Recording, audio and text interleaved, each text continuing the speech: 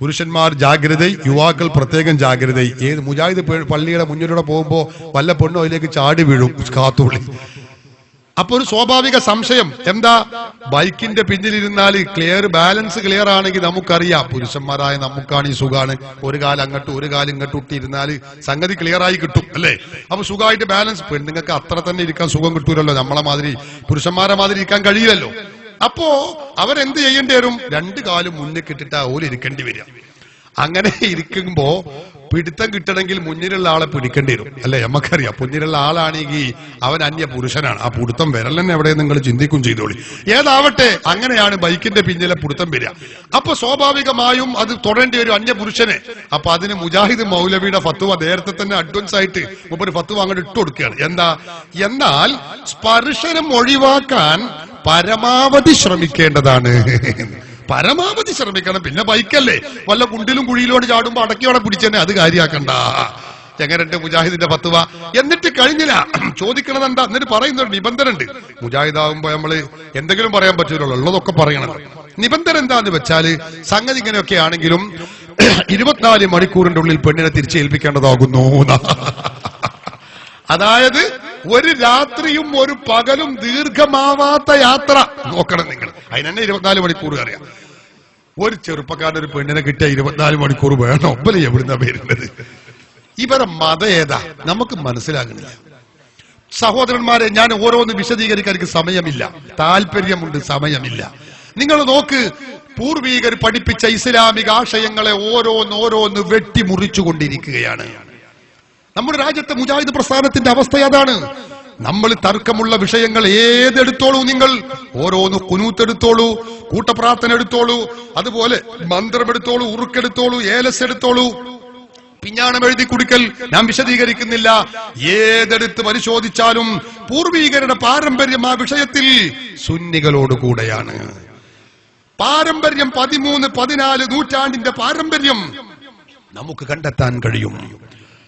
നമ്മുടെ മരണ വീട്ടിൽ നാം ചെയ്തുകൊണ്ടിരിക്കുന്ന കർമ്മങ്ങൾ മുഴുവനും അനാചാരമാണ് എന്നാ മുജാഹിദ് പറയുന്നത്. അതേതൊക്കെ?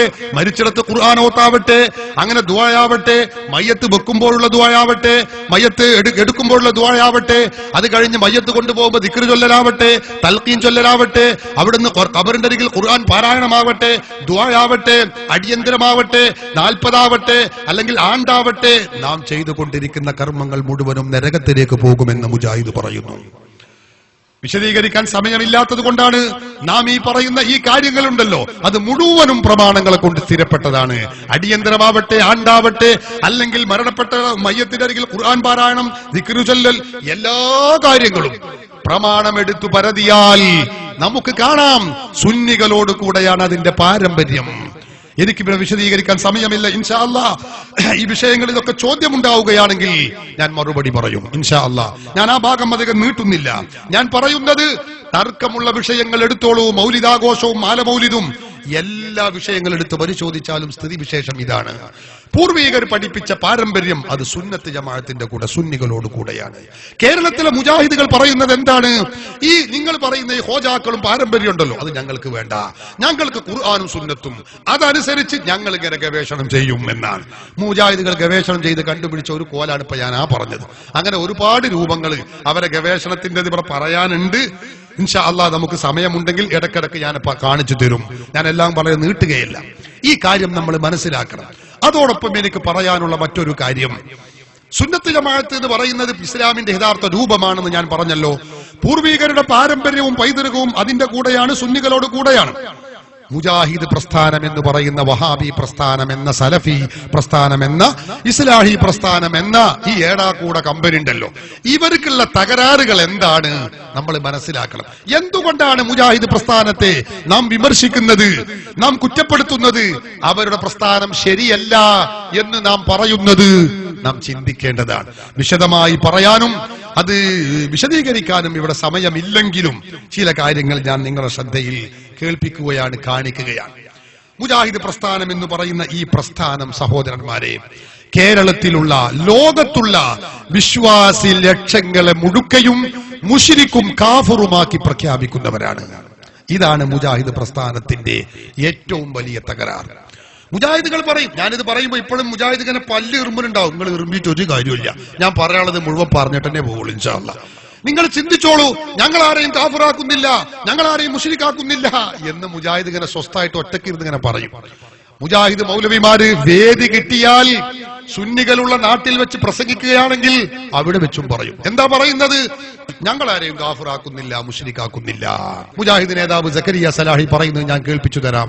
അദ്ദേഹം പറയുന്നു, ഞങ്ങൾ ആരെയും കാഫിറാക്കുന്നില്ലേ ഇല്ല. കേട്ടോളൂ, അയാൾ പറയട്ടെ എന്ന് വെച്ചു കൊടുക്കും. യഥാർത്ഥത്തില് ശിർക്ക് എന്താണ്, കുഫർ എന്താണെന്ന് വിശദീകരിക്കുകയല്ലാതെ ഇന്ന ആള് മുശ്രിക്കാണ്, ഇന്ന വിഭാഗം ഒന്നിച്ച് മുശ്രിക്കാണ്, ഇന്ന ആള് മുശ്രിക്കാണ്, ഇന്ന വിഭാഗം ഒന്നിച്ച് മുശ്രിക്കാണ് എന്ന് പറയുന്ന സമ്പ്രദായം മുജാഹിദ് പ്രസ്ഥാനത്തിന് ഇല്ലേ ഇല്ല, ഇല്ലേ ഇല്ല എന്ന് നിങ്ങൾ മനസ്സിലാക്കണം. അങ്ങനെ ഒരു പരിപാടി മുജാഹിദ് പ്രസ്ഥാനത്തിന് ഇല്ലേ ഇല്ല, ഇല്ലേ ഇല്ല എന്ന് നിങ്ങൾ മനസ്സിലാക്കണം. എന്നാൽ നമ്മളുണ്ടോ ഉണ്ടോ എന്നാണ് നമ്മൾ പരിശോധിക്കാൻ പോണത്. നിങ്ങൾ കണ്ടോളൂ, മുജാഹിദിന്റെ വലിയൊരു നേതാവുണ്ട്. ആ നേതാവ് പറയുന്നത് ഞാൻ കേൾപ്പിച്ചു തരാം. എന്താണ്? സുന്നികൾ മൊത്തവും മുശ്രിക്കുകളാകുന്നു എന്ന് അയാൾ പറയുന്നു. ഒന്ന് വെച്ചു കൊടുക്കും. ഞാൻ എന്റെ പ്രസംഗം അവസാനിപ്പിക്കുകയാണ്. ഏതാനും ചില മൗലവിമാരുടെ പ്രധാനപ്പെട്ട ചില ഭാഗങ്ങൾ മാത്രം കേൾപ്പിച്ച് ചോദ്യോത്തരത്തിലേക്ക് കടക്കും ഇൻഷാ അല്ലാഹ്. അല്ലാഹു അക്ബർ എന്ന് പറഞ്ഞിട്ടാണ് അവർ പോരാടി. അല്ലാഹു അക്ബർ എന്ന സ്ഥാനത്ത് മൊയ്തീൻ ശൈഖിനെ പ്രതിഷ്ഠിച്ച മുശ്രിക്കുകളായ സുന്നി സമൂഹത്തിനിടയിലാണ്, സുന്നി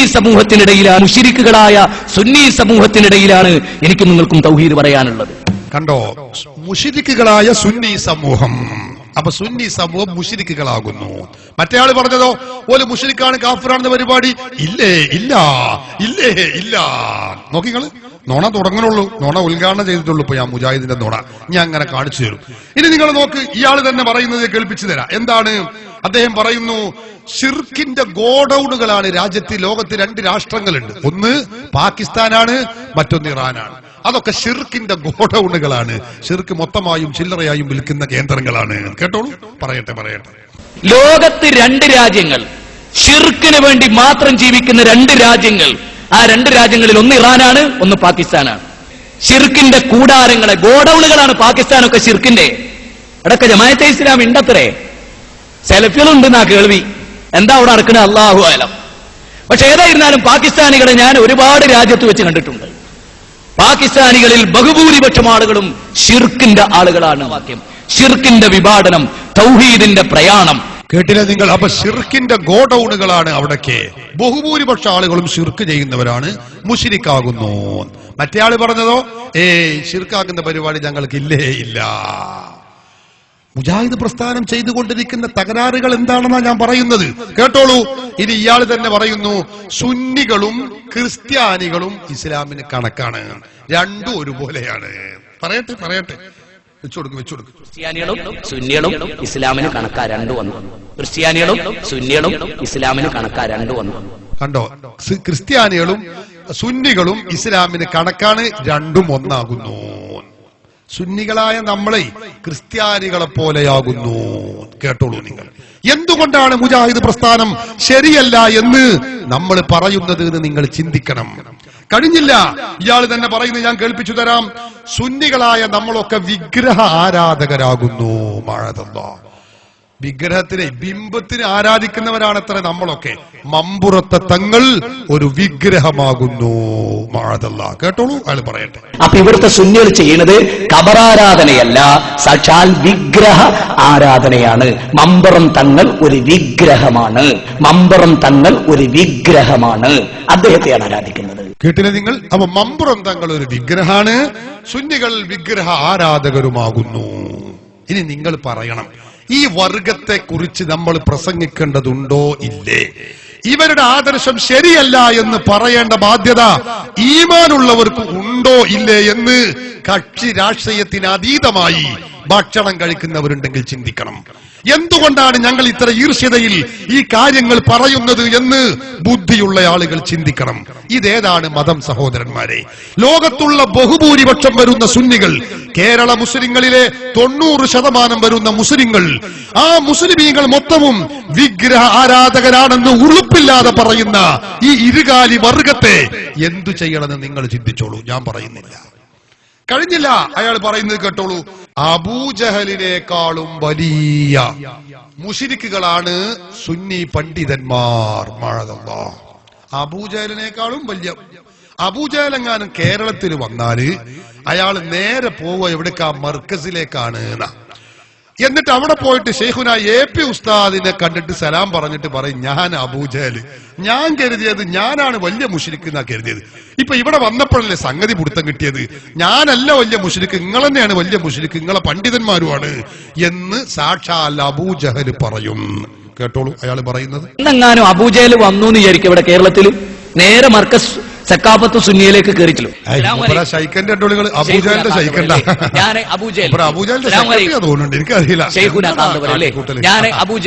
ഞാൻ കരുതിയത് ലോകത്തിലെ ഏറ്റവും വലിയ മുശ്രിക്കിന്റെ നേതാവ് ഞാനായിരിക്കുന്ന. പക്ഷെ ഞാനൊക്കെ ചങ്ങായിമാരെ മഴ പെയ്യിപ്പിക്കുന്ന പഠിച്ചോനാന്ന് വകച്ചു കൊടുത്തിരുന്നു. നിങ്ങൾ അതും വകച്ചു കൊടുക്കില്ല. അതുകൊണ്ട് നിങ്ങളാട്ടോ എന്റെ ലീഡർ. ഇനി ലോക മുശ്രിക്കുകളുടെ ലീഡർ ആകാനുള്ള യോഗ്യതയും നിങ്ങൾക്കും നിങ്ങളെ പണ്ഡിതന്മാർക്കുമാണ് എന്ന് പറയുന്നു. ഇനി ലോക മുശ്രിക്കുകളുടെ ലീഡർ ആകാനുള്ള യോഗ്യതയും നിങ്ങൾക്കും നിങ്ങളെ പണ്ഡിതന്മാർക്കുമാണ് എന്ന് പറയുന്നു. കേട്ടില്ലേ? ലോക മുശ്രിക്കുകളെ ലീഡർ ആവാനുള്ള യോഗ്യത നിങ്ങൾക്കും നിങ്ങളെ പണ്ഡിതന്മാർക്കും, സുന്നി പണ്ഡിതന്മാർക്കും. അപ്പൊ അവരാണ് മുശ്രിക്കുകളുടെ, ലോക മുശ്രിക്കുകളുടെ നേതാവാണ് സുന്നി പണ്ഡിതന്മാർ. ഇത് പറയുന്നത് ആരാ? മുജാഹിദിന്റെ മൗലവിമാർ, വലിയ സംസ്ഥാന ലെവലിലുള്ള മൗലവിമാരായി പറയുന്നത്. നിങ്ങൾ പറയണം, മുജാഹിദ് പ്രസ്ഥാനത്തെ നമ്മെ എതിർക്കണമോ? ഇവരുടെ ആദർശം ശരിയല്ലെന്ന് ലോകത്തോട് വിളിച്ചു പറയേണ്ടുന്ന ബാധ്യത ഈമാനിന്റെ ഒരു അംശമെങ്കിലും ഉള്ളവർക്കുണ്ടോ ഇല്ലേ? നിങ്ങൾ ചിന്തിച്ചോളൂ. കഴിഞ്ഞില്ല സഹോദരന്മാരെ. അദ്ദേഹം പറയുന്നു, സയ്യിദ് ഇബ്രാഹിമുൽ ഖലീലുൽ ബുഖാരി തങ്ങളെ കുറിച്ച് പറയുകയാണ്, തങ്ങളെ കാണുമ്പോ അഊദു ബില്ലാഹി മിനശ് ശൈത്വാനിർ റജീം എന്ന് പറയണം. ജനങ്ങളുടെ ധനം അന്യായമായി തിന്നും, അതോടൊപ്പം മതത്തുന്നവർ അകറ്റുകയും ചെയ്യും. രണ്ടുപടെ ഖലീൽ തങ്ങളുണ്ട്. അതുകൊണ്ട് അദ്ദേഹത്തെ കാണുമ്പോ അഊദു ബില്ലാഹി മിനശ് ശൈത്വാനിർ റജീം എന്ന് ചൊല്ലിക്കൊളി. അതുകൊണ്ട് അദ്ദേഹത്തെ കാണുമ്പോ അഊദു ബില്ലാഹി മിനശ് ശൈത്വാനിർ റജീം എന്ന് ചൊല്ലിക്കൊളി. ലോകം നന്നാവട്ടെ, കേരളം നന്നാവട്ടെ. അല്ലേ? കണ്ടോ, കേരളം നന്നാവാനും ലോകം നന്നാവാനുള്ള ഒറ്റമൂലിയാണ് എന്ത്? ഖലീൽ തങ്ങൾ ഇങ്ങനെ പോകുമ്പോ അഊദു ബില്ലാഹി മിനശ് ശൈത്വാനിർ റജീം എന്നാ കേരളം നന്നാവുന്ന. VS അച്യുതാനന്ദനോട് പറഞ്ഞു കൊടുക്കേണ്ട വലിയ വലിയ ഒറ്റമൂലിയാണ് ഇതൊക്കെ. നിങ്ങൾ ചിന്തിക്കണം സഹോദരന്മാരെ. ഈ രൂപത്തിൽ ലോക മുസ്ലിമീങ്ങളെ, അഹ്ലു സുന്നത്തി വൽ ജമാഅത്തിന്റെ നേതാക്കളെ മൊത്തവും കാഫിറും മുശ്രിക്കുമാക്കുന്ന പ്രവണതയാണ് നമ്മുടെ രാജ്യത്തുള്ള മുജാഹിദുകൾ ചെയ്തുകൊണ്ടിരിക്കുന്നത് എന്ന് നിങ്ങൾ മനസ്സിലാക്കണം. എത്രത്തോളം അറിയോ നിങ്ങൾ? മുജാഹിദുകൾ മുശ്രിക്കാക്കി അവര് സുന്നികളായ നമ്മുടെ പണ്ഡിതരെയും നമ്മളെയും ഒക്കെ മുശ്രിക്കാക്കി, കാഫിറാക്കി. അതിന്റെ പുറമെപ്പോ അവര് മക്കയിലെ മുശ്രിക്കുകളായിട്ടുള്ള ആളുകളുണ്ട്. ഞാൻ അതിലേക്ക് കടക്കുന്നില്ല. ആ മുശ്രിക്കുകളെ വെള്ള പൂശുകയാണ്. അബൂജഹലിനെ നമ്മൾ കേട്ടിട്ടുണ്ട് അല്ലെ? അബൂജഹല്, അബൂലഹബൊക്കെ. അവരെ കുറിച്ച് ഇയാൾ പറയുന്നത് എന്താണ്? ഹാജി അബൂജഹൽ എന്നാ. അബൂജഹൽ ഹാജി അത്ര എങ്ങനെയുണ്ട്? അതുപോലെ അബൂലഹബ് ഹാജി, ഉത്ബത്ത് ഹാജി, ഇങ്ങനെയുള്ള കുറെ ഹാജിമാരാകുന്നു മുജാഹിദുകൾ പരിചയപ്പെടുത്തുകയാണ്. ഇത് എന്താണ് മതമെന്ന് നമ്മൾ ചിന്തിക്കണം സഹോദരന്മാരെ. ഇത് ഇവരുടെ ആദർശം എവിടെ എത്തി? നിങ്ങൾ കേട്ടോളൂ, അയാൾ പറയട്ടെ. അൽ-ഹാജി അബൂജഹൽ, അൽ-ഹാജി അബൂലഹബ്, അൽ-ഹാജി വലീദ് ഇബ്നു മുഗീറ, അൽ-ഹാജി അബൂജഹൽ, അൽ-ഹാജി അബൂലഹബ്, അൽ-ഹാജി വലീദ് ഇബ്നു മുഗീറ. മക്ക മുശ്രിക്കുകളെ നേതാക്കളാണ് ഇവരൊക്കെ ഹാജിമാരാകുന്നു എന്നാ പറഞ്ഞത്. എങ്ങനെയുണ്ട്? കഴിഞ്ഞില്ല.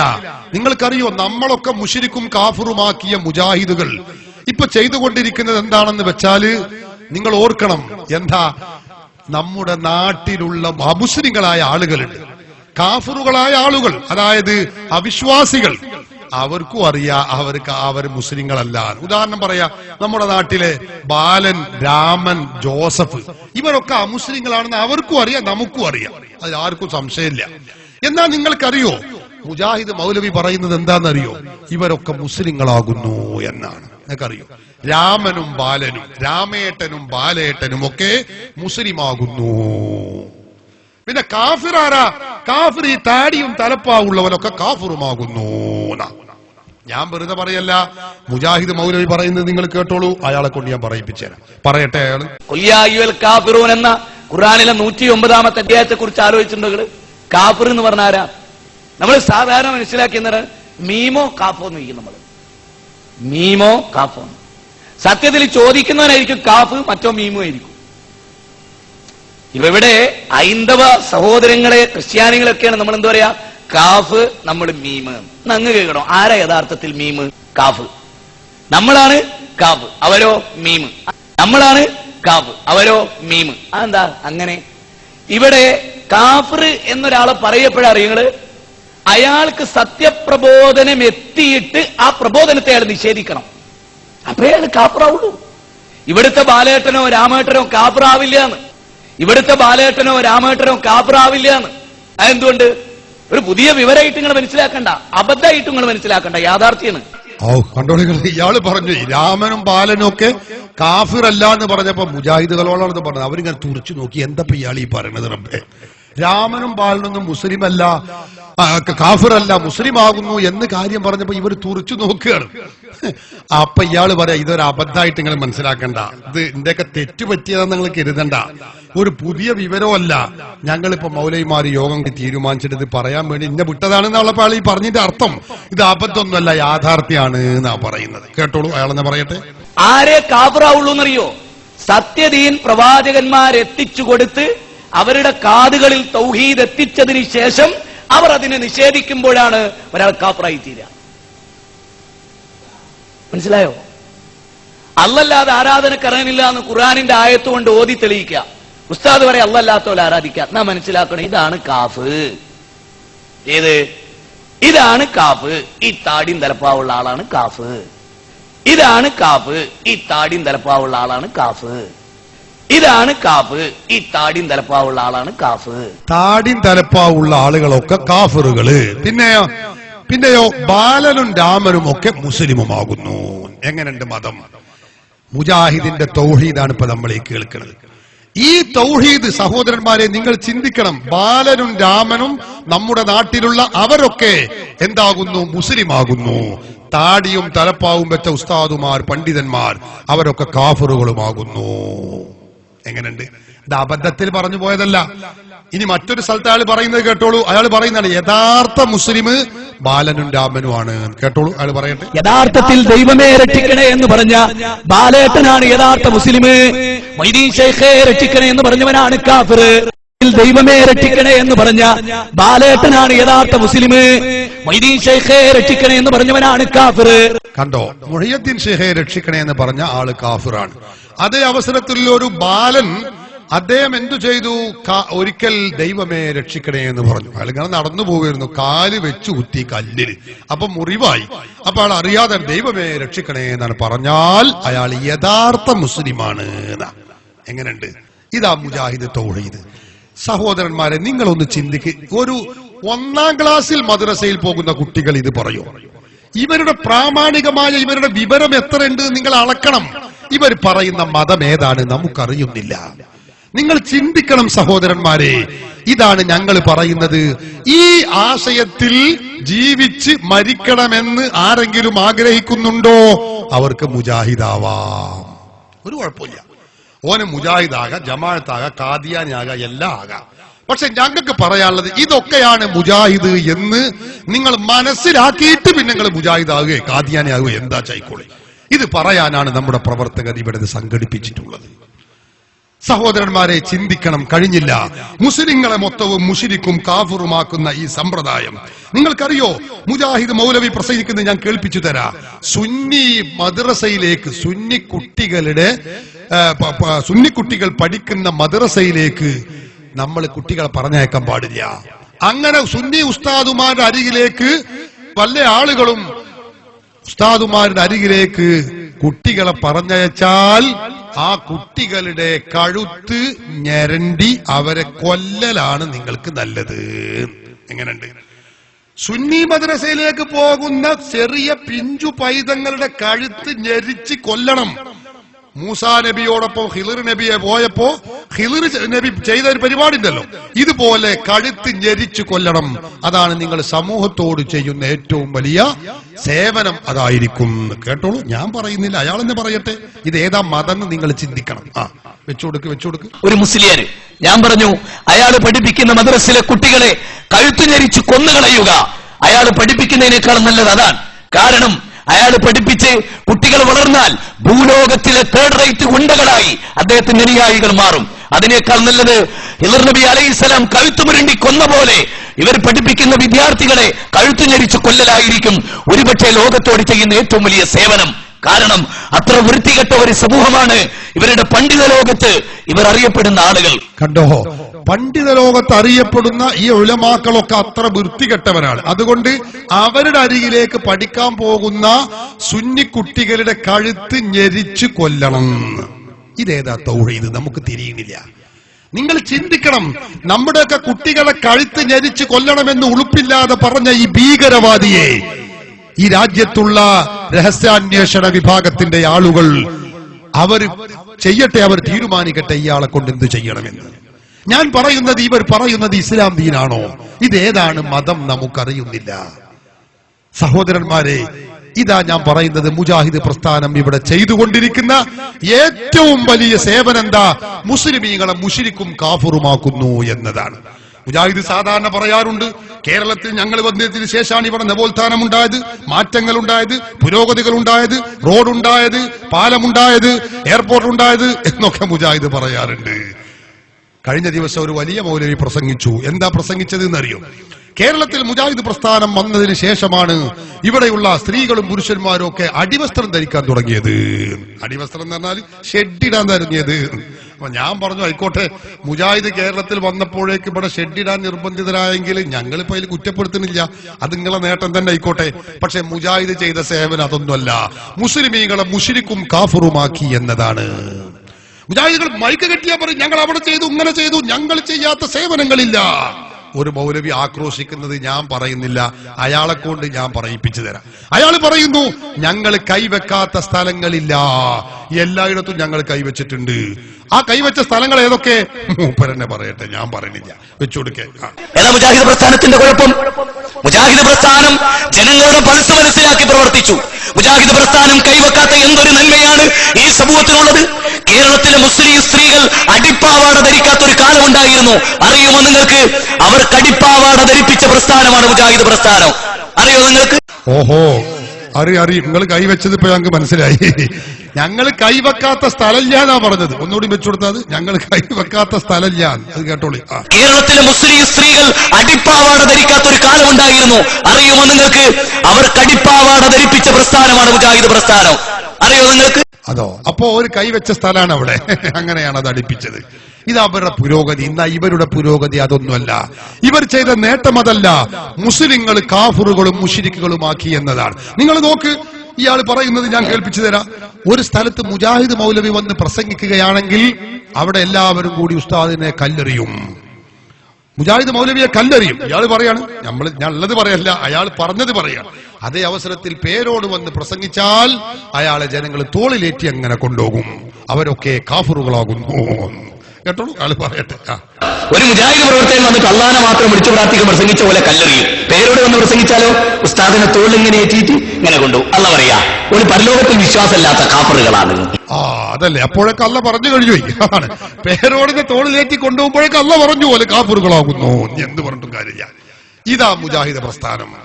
നിങ്ങൾക്കറിയോ ഇവർ എത്രത്തോളം പറഞ്ഞു എന്ന് ചോദിച്ചാൽ, മുജാഹിദ് മൗലവി പ്രസംഗിക്കുന്നത് ഞാൻ കേൾപ്പിച്ചു തരാം.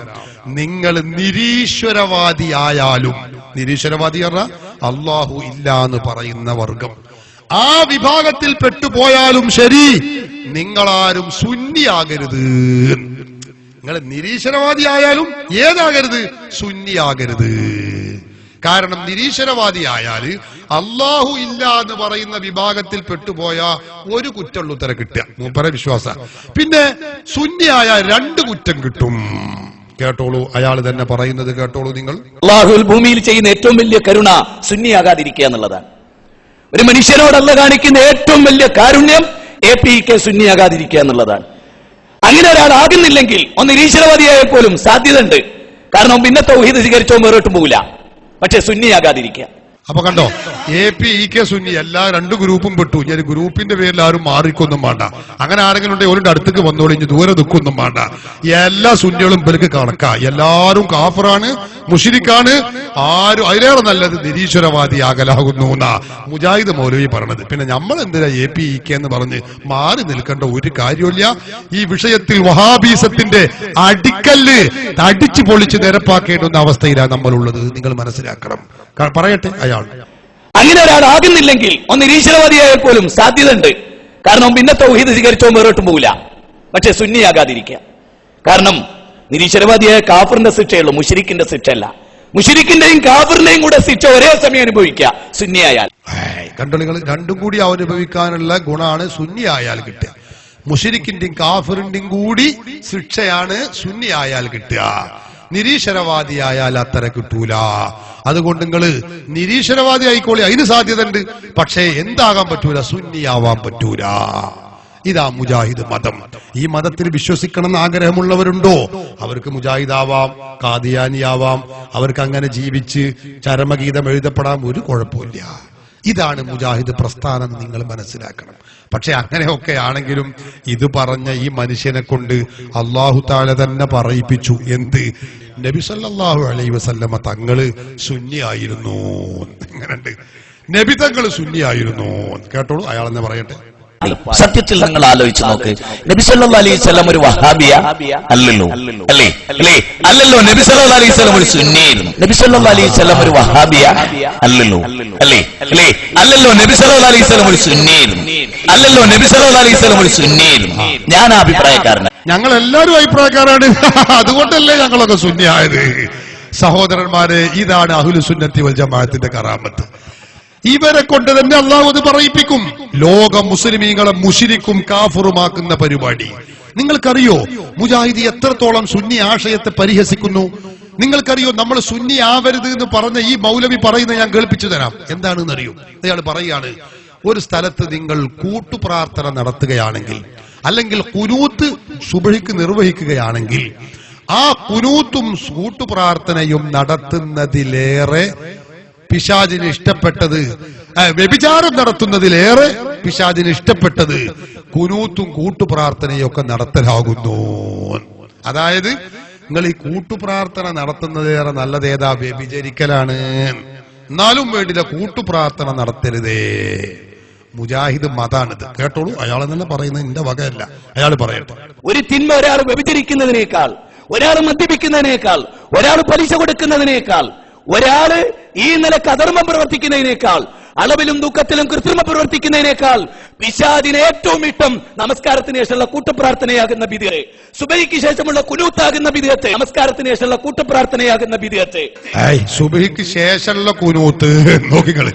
ഈ മൊയന്തിന് അറിയോ ഇത് എപ്പോഴാ ഓതലെന്ന്? അത് വരെ അറിയില്ല.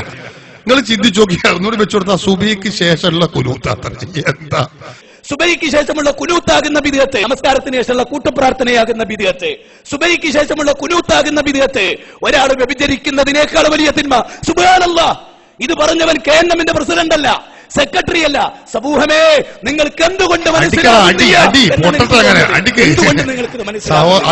ഒരാൾ വ്യഭിചരിക്കുന്നത് കണ്ടാൽ, മറുഭാഗത്ത് ഒരാൾ നമസ്കാരാനന്തര കൂട്ടുപ്രാർത്ഥന കണ്ടാൽ, പിശാച് ഏറെ സന്തോഷിക്കുക. വ്യഭിചരിക്കുന്ന പ്രവൃത്തിയല്ല ഈ കൂട്ടുപ്രാർത്ഥന നടത്തുന്ന മുസ്ലിയാരെ കൊണ്ട്. കണ്ടോ എന്താ പറഞ്ഞത്? ഒരാൾ ഒരു പള്ളിയിൽ വെച്ച് കൂട്ടമായി പ്രാർത്ഥിക്കുകയാണ്. ഉദാഹരണം പറയാം, ഒരു മുജാഹിദ് പള്ളിയാണ്. നമ്മുടെ ഒരു പഴയ ഒരു മുസ്ലിയാർ, അയാൾ യാത്ര പോവുകയാണ്. വഴിക്ക് 100 നിസ്കരിക്കാൻ വേണ്ടി ഒരു പള്ളിയിൽ കയറിയപ്പോ അദ്ദേഹം കൂടെയുള്ള ആളും, അയാൾക്ക് മുജാഹിദ് പള്ളി ഏതാ ജമാഅത്ത് പള്ളി ഒന്നും മുമ്പ് ശ്രദ്ധിച്ചില്ല. നിസ്കരിക്കാൻ സമയപ്പോ ഒന്ന് കയറി അവിടെ നിസ്കരിക്കുകയാണ്. അങ്ങനെ നിസ്കരിച്ച് അയാൾ നിസ്കാര ശേഷം കൂട്ടപ്രാർത്ഥന നിർവഹിക്കുകയാണ്. ഒപ്പമുള്ള ആളുകൾ ആമീൻ എന്ന് പറയുന്നു. എന്താ ദുആരിക്കുന്നത്? അല്ലാഹുമ്മ റബ്ബനാ ആതിനാ ഫിദ്ദുനിയാ ഹസന വഫിൽ ആഖിറതി ഹസന വഖിനാ അദാബന്നാർ. നരകത്തെ തൊട്ട് ഞങ്ങളെ കാക്കണേ റബ്ബേ, ഞങ്ങളെ നന്നാക്കണേ റബ്ബേ എന്നാ ദുആരിക്കുന്നത്. അപ്പൊ മറ്റുള്ളവർ ആമീൻ, ഈ ദുആക്ക് നീ ഇജാബത്ത് നൽകണേ റബ്ബേ എന്നാ മറ്റുള്ളവർ പറയുന്നത്. ഇത് ചെയ്തുകൊണ്ടിരിക്കുകയാണ്. അപ്പുറത്ത് മുജാഹിദ് പള്ളിയാണല്ലോ, അപ്പൊ അപ്പുറത്ത് സ്ത്രീകളുണ്ട്, സ്വാഭാവികമാണ്. സ്ത്രീകളുണ്ട്, അപ്പുറത്ത് ഒരു സ്ത്രീ ഒരു പുരുഷനും കൂടി അപ്പുറത്ത് ഇങ്ങനെ വ്യഭിചരിക്കുന്നുണ്ട്. ഇത് കണ്ടുകൊണ്ടാണ് ഒരു ISM-കാരൻ ഇങ്ങനെ പള്ളിയിലേക്ക് കടന്നു വന്നു നോക്കുമ്പോൾ കാണുന്ന രംഗം, പടച്ചോനെ എന്തപ്പോ ഞാൻ ഈ കാണുന്നത്? അപ്പുറത്ത് ഒരു സ്ത്രീയും, മുജാഹിദ് പള്ളിയാകുമ്പോൾ സംശയം വേണ്ട, ആ സ്ത്രീകളൊക്കെ വരുമല്ലോ. അപ്പോ അവിടെ ഒരു സ്ത്രീയും ഒരു പുരുഷനും കൂടി, ചെറുപ്പക്കാരനും കൂടി വ്യഭിചരിക്കുന്നു. ഇപ്പുറത്ത് നോക്കുമ്പോൾ ഒരു മുസ്ലിയാര് കൂട്ടപ്രാർത്ഥന നടത്തുന്നു, മറ്റുള്ളവർ ആമീൻ പറയുന്നു. ഞാനിപ്പോ ഇതിൽ ഏതാ എതിർക്കേണ്ടത്? അയാൾ ഇങ്ങനെ ചിന്തിക്കുകയാണ്. അപ്പോഴാണ് ഈ മൗലവിയുടെ പ്രസംഗം അയാൾക്ക് കേട്ടത്. അപ്പൊ അയാൾ ചിന്തിച്ചു, ഇതിൽ ഏറ്റവും ഗൗരവമുള്ളത് ഈ വ്യഭിചാരല്ല, ഓലവിടെ നടത്തിക്കോട്ടെ, അത് കൃത്യമായിട്ട് അവിടെ നടക്കാം, അത് മുടക്കണ്ട, അത് അവിടെ നടക്കട്ടെ. അതേ അവസരത്തിൽ ഈ മുസ്ലിയാർ ചെയ്യണ ഈ കൂട്ടപ്രാർത്ഥന ഉണ്ടല്ലോ, ഇതാണ് ഇപ്പൊ തടയേണ്ടത് എന്ന് ഒരു ISM-കാരൻ, ഒരു മുജാഹിദ് ചെറുപ്പക്കാരൻ ചിന്തിച്ചെങ്കിൽ ഓനെ കുറ്റപ്പെടുത്തിയിട്ട് കാര്യമുണ്ടോ? സഹോദരന്മാരെ, നാം ചിന്തിക്കണം. ഈ ജാഹിലുകളായ മൗലവിമാരല്ലേ അതിന് ഉത്തരവാദികൾ? നിങ്ങൾ ചിന്തിക്കണം, ഇവർ ഈ സമൂഹത്തെ കൊണ്ടുപോകുന്നത് എങ്ങോട്ടാണ് എന്ന കാര്യം നിങ്ങൾ ചിന്തിക്കണം. മുസ്ലിമീങ്ങളെ മൊത്തവും മുശ്രിക്കും കാഫറുമാക്കി മുദ്ര കുത്തുക. പഴയ കാലത്തൊക്കെ മൗലിദ് ഓതുക, അതുപോലെ റസൂലുള്ളാഹിനെ വിളിക്കുക, അങ്ങനൊക്കെ ചെയ്താലാ കാഫിറാകുന്നത്. ഇപ്പൊ മുജാഹിദ് കുറച്ചുകൂടി ഉയർന്ന് ചിന്തിച്ചിട്ടുണ്ട്. കാഫിറാവാൻ അങ്ങനൊന്നും വേണ്ട. എന്താന്നറിയും, ഒരു മൗലവി ഞാൻ പറഞ്ഞത് കേൾക്കുക. എന്താ, ഇസ്ലാമിന്ന് പുറത്തു പോകാനുള്ള ഒരു കുറുക്കു വഴി മൂപ്പര് പറയാണ് കാഫിറാക്കാൻ. നിസ്കാര ശേഷം നമ്മൾ തസ്ബീഹ് ചൊല്ലേണ്ടത് എത്ര തവണ? 33 തവണയാണ് അല്ലേ? അത് ഒരാൾ 99 തവണ ചൊല്ലിയാൽ എന്താ ഉണ്ടാകുക? ഒന്നുമില്ല, ഓന്റെ കഥ കഴിഞ്ഞു. അതായത് ഓ ഇസ്ലാമിന്ന് പുറത്തുപോയി. നിസ്കാര ശേഷം ഒരാൾ 33 തവണ ദിക്ർ സുബ്ഹാനല്ലാഹ് ചൊല്ലണം. അതാണ് അഫ്ളൽ, അങ്ങനെ തന്നെയാണ് ചെയ്യേണ്ടത്. ഒരാൾ എന്ത് ചെയ്തു? 99 തവണ അങ്ങോട്ട് ചൊല്ലിയാല് അയാൾ ഇസ്ലാമിന്ന് പുറത്തു പോകുന്നു. ഞാൻ പറയല്ല, മൗലവി പറയുന്നത് കേട്ടോളൂ, വെച്ചു കൊടുക്ക്. ഒരാൾ ലോറി നിസ്കാരത്തിന് ശേഷം സുബ്ഹാനല്ലാഹ്, അൽഹംദുലില്ലാഹ്, അല്ലാഹു അക്ബർ ഇത് 33 വട്ടമാണ്. എല്ലാവർക്കും അറിയാം. ലോകത്തൊരു മുസ്ലിമിന് എതിരെ അഭിപ്രായമില്ല. ഒരാള് നമ്മളോട് ചോദിക്കണേ, ഇക്കാക്ക സുബ്ഹാനല്ലാഹ് എന്നതിന്റെ അർത്ഥം എന്താ? ഓ അള്ളാഹു എത്ര പരിശുദ്ധനാണ്. ആണോ? ആ അതെ. സുബ്ഹാനല്ലാഹ് എന്ന് പറയുന്നത് നല്ലതാണോ? ആ നല്ലതാണ്. എന്നാലേ ഞാൻ എല്ലാ ഫർള് നിസ്കാരത്തിനും 99 വട്ടം ചൊല്ലു ഓരോ ദിക്റും എന്ന് അയാൾ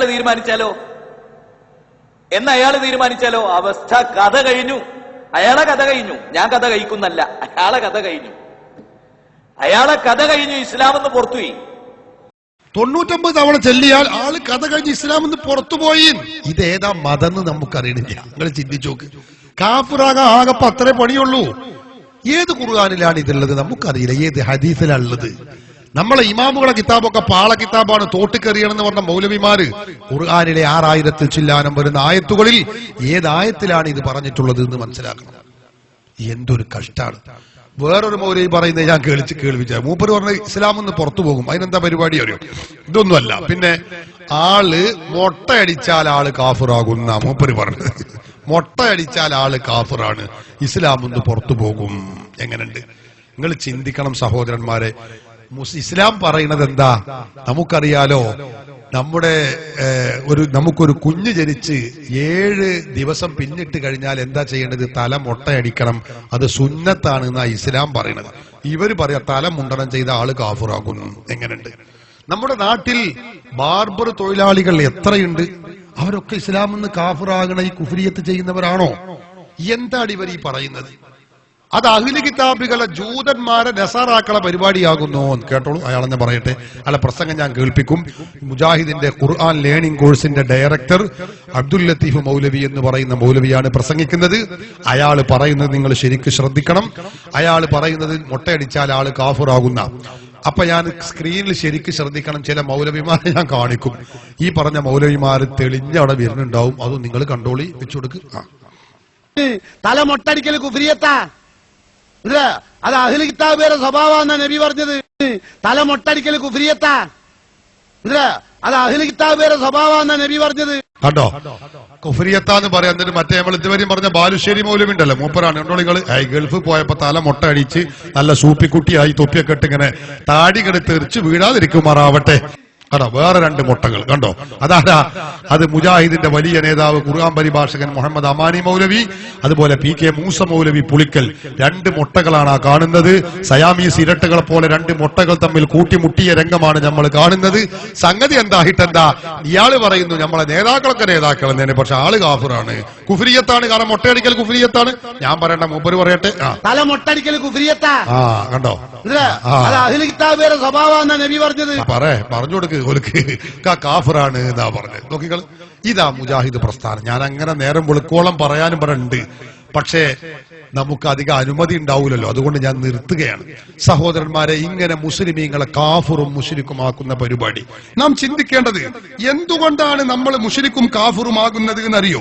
മുജാഹിദുകൾ സാധാരണ പറയാറുള്ളത് നമ്മൾ നിസ്കരിക്കാത്തത് കൊണ്ടല്ല, നമ്മൾ നോമ്പനുഷ്ഠിക്കാത്തത് കൊണ്ടല്ല, സകാത്ത് കൊടുക്കാത്തത് കൊണ്ടല്ല. പിന്നെന്താ?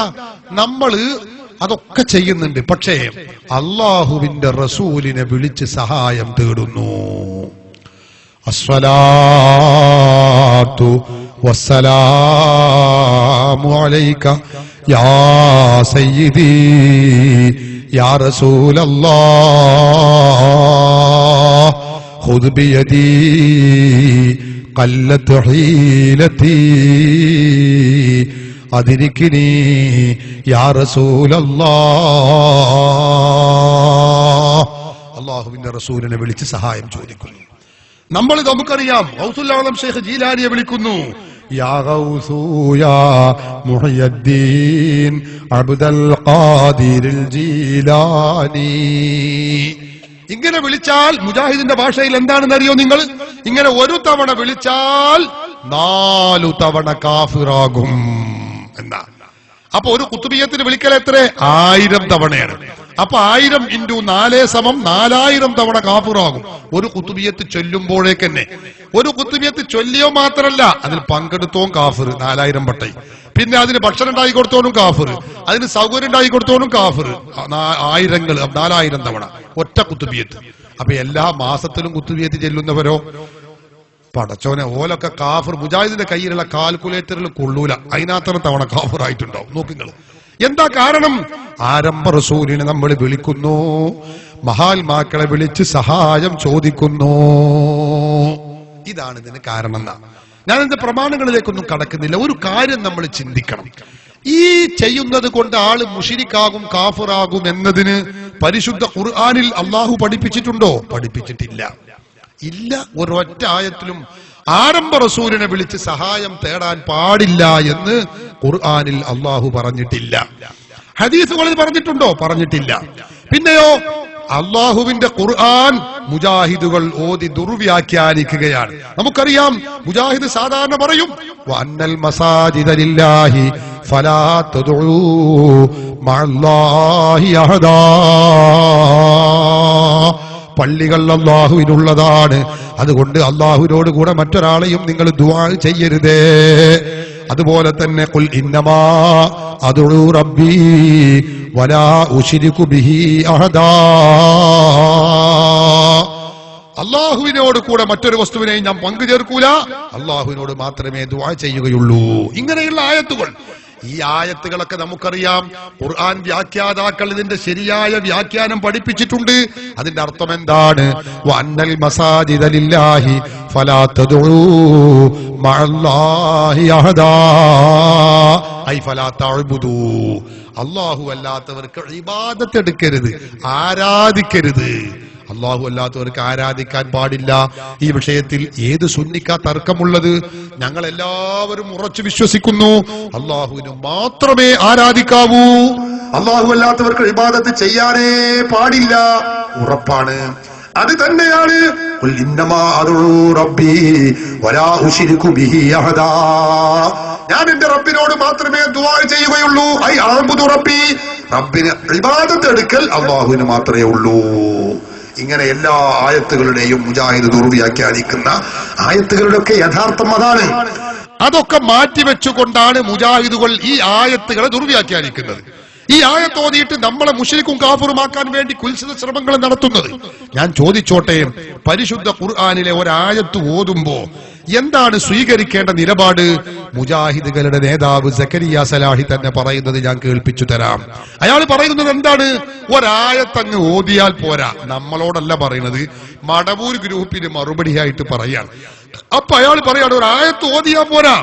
ഒരായത്ത് ഓതുമ്പോ കഴിഞ്ഞ 13-14 നൂറ്റാണ്ട് കാലം ഈ ആയത്തിനെ ഖുർആൻ മുഫസ്സിറുകൾ, മുഹദ്ദിസുകൾ, ഫുഖഹാക്കൾ 14 നൂറ്റാണ്ട് കാലം എന്താണ്, ഏത് നിലപാടാണ് സ്വീകരിച്ചത് എന്ന് നോക്കണം. എന്നിട്ടാണ് ആയത്തിന് അർത്ഥം വെക്കേണ്ടത്. ആരാ പറയുന്നത്? മുജാഹിദ് നേതാവ്. കേട്ടോളൂ അയാൾ പറയുന്നത്. ഇപ്പൊ ചില ആളുകൾ പറയുന്നത് ഖുർആനിനെതിരല്ലേ, ഈ ഖുർആനിനെതിരാണെന്ന് അഹ്ലു സുന്നത്തിലെ പണ്ഡിതന്മാർക്കൊന്നും മനസ്സിലായില്ല. 13 നൂറ്റാണ്ട് കഴിഞ്ഞു പോയ ഈ സമുദായത്തിലെ ഇമാമുകൾക്കോ മുഹദ്ദിസുകൾക്കോ ഫുഖഹാക്കൾക്കോ ഒന്നും ഖുർആനിനെതിരെ മനസ്സിലായില്ല. ഇവർക്ക് മാത്രമേ 4 മുർച്ചിത്തികൾക്ക് ഖുർആൻ മനസ്സിലായത്. അതന്നെ ഞങ്ങൾ ചോദിക്കണേ, നിങ്ങൾ 4 മുർച്ചിത്തികൾക്ക് മാത്രമാണോ ഖുർആൻ മനസ്സിലായത്? ഞങ്ങൾ ചോദിക്കണത് ചോദ്യമാണത്. കാരണം കഴിഞ്ഞു പോയ മുഹദ്ദിസുകൾ, മുഫസ്സിറുകൾ, ഫുഖഹാ അവരൊക്കെ 13 നൂറ്റാണ്ട് കാലം ജീവിച്ച ഏതെങ്കിലും ഒരു മഹാത്മാവ് പറഞ്ഞോ വഅന്നൽ മസാജിദ ലില്ലാഹി ഫലാ തദ്ഉ മഅല്ലാഹി അഹദാ എന്ന ആയത്തിന്റെ അർത്ഥം റസൂലുള്ളാഹി തങ്ങളോട് സഹായം ചോദിക്കാൻ പാടില്ല എന്നാണെന്ന് ആരെങ്കിലും പറഞ്ഞോ? പറഞ്ഞിട്ടില്ല. ഏത് മുഫസ്സിറാ പറഞ്ഞത്? 13 നൂറ്റാണ്ട് കാലം ജീവിച്ച ഒരൊറ്റ മുഫസ്സിറും പറഞ്ഞിട്ടില്ല. ഖുൽ ഇന്നമാ അദ്ഉ റബ്ബി വലാ ഉശ്രികു ബിഹി അഹദാ. പറഞ്ഞോ ഏതെങ്കിലും ഒരു മുഫസ്സിർ ഇതിന്റെ അർത്ഥം റസൂലുള്ളാഹിനെ വിളിക്കാൻ പാടില്ല, മുഹയ്യിദ്ദീൻ ശൈഖിനെ വിളിക്കാൻ പാടില്ല, ബദരീങ്ങളെ വിളിക്കാൻ പാടില്ല എന്നാണെന്ന്? പറഞ്ഞിട്ടില്ല. ഒരൊറ്റ ആളും പറഞ്ഞിട്ടില്ല. ഞാൻ പറയല്ല, നിങ്ങൾ ചിന്തിക്കണം. 13 നൂറ്റാണ്ടിന്റെ പാരമ്പര്യം, ആ പാരമ്പര്യം പരതരമെന്ന് സക്കരിയ സലാഹി തന്നെ പറയുന്നു. കഴിഞ്ഞില്ല, അയാൾ എന്നെ പറയുന്നത് കേട്ടോളൂ. അഹ്ലുസുന്നത്തിന്റെ ഉലമാക്കൾ ഈ വിഷയത്തിൽ സ്വീകരിച്ച നിലപാടേതോ അതിൽ ഞങ്ങൾ ഉറച്ചു നിൽക്കുമെന്ന് പറയാൻ നിങ്ങൾക്ക് ധൈര്യമുണ്ടോ? ധൈര്യമുണ്ടോ? ഞങ്ങൾ ചോദിക്കുന്നതാണ്. അഹ്ലുസുന്നത്തിന്റെ ഉലമാക്കൾ കഴിഞ്ഞ 13-14 നൂറ്റാണ്ട് കാലം അള്ളാഹുവിന്റെ റസൂലിനെ വിളിക്കാൻ പറ്റുമോ ഇല്ലയോ എന്ന വിഷയത്തിൽ അവർ സ്വീകരിച്ച നിലപാട് എന്താണ്? അതിൽ ഉറച്ചു നിൽക്കാൻ കേരളത്തിലെ മുജാഹിദുകളിലെ ഇരു ഗ്രൂപ്പുകളോടും ഞങ്ങൾ ആവശ്യപ്പെടുകയാണ്. തയ്യാറുണ്ടോ? നിങ്ങൾക്ക് കഴിയുമോ? കഴിയില്ല. ഇത് സക്കരിയ സലാഹിയുടെ ചോദ്യം, എന്റെ ചോദ്യമല്ല. ഞങ്ങളും പറയുന്നത് അവർ പറഞ്ഞിരുന്നതാ. ഈ വിഷയത്തിൽ 14 നൂറ്റാണ്ട് കാലത്തെ മുസ്ലിം പാരമ്പര്യം അഹ്ലുസുന്നത്തിന്റെ ഉലമാക്കൾ എന്തു നിലപാട് സ്വീകരിച്ചു എന്ന് നോക്കണം. അഹ്ലുസുന്നത്തിന്റെ ഉലമാക്കളെ നിലപാട് എന്താണ്? സ്വഹാബത്ത് മുതൽ താബിഉകൾ മുതൽ തബഉ താബിഉകൾ മുതൽ 13.5 നൂറ്റാണ്ട് കാലം മുജാഹിദ് പ്രസ്ഥാനം കേരളത്തിൽ ഉണ്ടാകുന്നത് വരേക്കുമുള്ള മുസ്ലിമീങ്ങളുടെ പാരമ്പര്യം എടുത്തു പരതിയാൽ റസൂലുള്ളാഹിനെ വിളിച്ച് സഹായം ചോദിക്കാൻ പാടില്ല എന്ന് പറഞ്ഞ ഒരു പണ്ഡിതനെ കാണാൻ കഴിയില്ല. എന്നല്ല, ലോകത്ത് കഴിഞ്ഞുപോയ പണ്ഡിത മഹത്തുക്കൾ മുഴുക്കയും ആരംഭ റസൂലിനെ വിളിച്ച് സഹായം ചോദിച്ചവരാണ്, ശഫാഅത്ത് തേടിയവരാണ്, തവസ്സുൽ ചെയ്തവരാണ്, അത് ചെയ്യാൻ വേണ്ടി നിർദ്ദേശിച്ചവരാണ്. അത് ശിർക്കാണ്, കുഫ്റാണെന്ന് പറഞ്ഞ ഒരൊറ്റ പണ്ഡിതനെ കാണാൻ കഴിയില്ല. മുജാഹിദിന്റെ നേതാവ് ഇബ്നു തൈമിയയെയും ശിങ്കിടികളെയും അല്ലാതെ ലോകത്തൊരാളെയും കാണാൻ കഴിയില്ല. ഗ്രന്ഥങ്ങളായ ഗ്രന്ഥങ്ങൾ എന്റെ കയ്യിലുണ്ട്. ഒന്നല്ല രണ്ടല്ല 100 എനിക്ക് നിന്നിടത്തുനിന്ന് പറയാൻ കഴിയും. ഇമാമുകൾ, അഹ്ലുസുന്നയുടെ ഉലമാക്കൾ, സ്വഹാബത്ത്, താബിഉകൾ, പൂർവീകർ. നിങ്ങൾക്കറിയില്ലേ, മദ്ഹബിന്റെ ഇമാമുകളിൽ ഒന്നാമത്തെ ഇമാമാണ് മഹാനായ ഇമാമുൽ അഅ്ലം അബൂ ഹനീഫത്തുൽ കൂഫി, ഹനഫി മദ്ഹബിന്റെ ഇമാം. സ്വഹാബികളിൽ നിരവധി ആളുകളെ നേരിൽ കണ്ട മഹാഇമാവ്. നോക്കണം നിങ്ങൾ, ആ മഹാനായ ഇമാമുൽ അഅ്ലം അബൂ ഹനീഫ തങ്ങള് ആരംഭ റസൂലിനെ വിളിച്ചുകൊണ്ട് സഹായം തേടുന്നു. നോക്കണേ നിങ്ങൾ, ഹിജ്റ 100 വർഷം റസൂലുള്ള വഫാത്തായിട്ട് 100 വർഷം കഴിഞ്ഞതിന് ശേഷം റസൂലുള്ളാഹിനെ വിളിച്ച് തേടുന്നു. യാ സയ്യിദ സാദാതി ജിതുക ഖാസിദാ